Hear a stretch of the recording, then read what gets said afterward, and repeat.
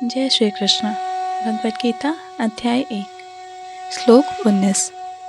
सघोषो धातृराष्ट्राणां हृदयानि व्यदारयत् नभश्च पृथ्वीं चैव तमूलो अभ्यनुनादयन्।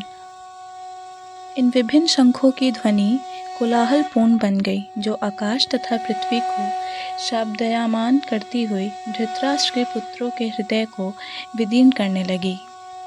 तात्पर्य: जब भीष्म तथा दुर्योधन के पक्ष के अन्य वीरों ने अपने शंख बजाए तो पांडवों के हृदय विदीर्ण नहीं हुए।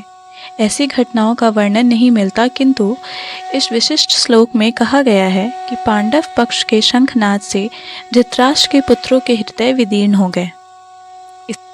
इसका कारण स्वयं पांडव और भगवान कृष्ण में उनका विश्वास है। परमेश्वर की शरण ग्रहण करने वाले को किसी प्रकार का भय नहीं रह जाता, चाहे वह कितनी ही विपत्ति में क्यों ना हो। श्लोक 20।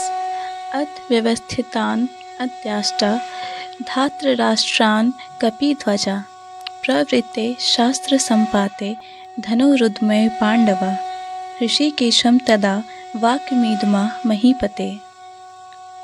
उस समय हनुमान से अंकित ध्वजा लगे रथ पर आसीन पांडुपुत्र अर्जुन अपना धनुष उठाकर तीर चलाने के लिए उद्यत हुआ। हे राजन, धृतराष्ट्र के पुत्रों को व्यूह में खड़ा देखकर अर्जुन ने श्री कृष्ण से यह वचन कहे। तात्पर्य: युद्ध प्रारंभ होने ही वाला था।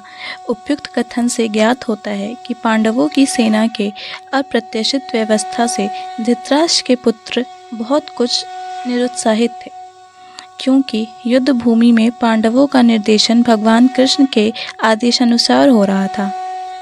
अर्जुन की ध्वजा पर हनुमान का चिन्ह भी विजय का सूचक है, क्योंकि हनुमान ने राम तथा रावण युद्ध में राम की सहायता की थी, जिसमें राम विजयी हुए। इस समय अर्जुन की सहायता के लिए उनके रथ पर राम तथा हनुमान दोनों उपस्थित थे।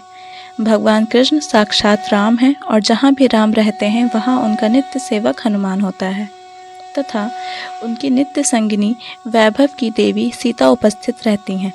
अतः अर्जुन के लिए किसी भी शत्रु से भय का कोई कारण नहीं था। इससे भी अधिक इंद्रियों के स्वामी भगवान कृष्ण निर्देश देने के लिए साक्षात उपस्थित थे।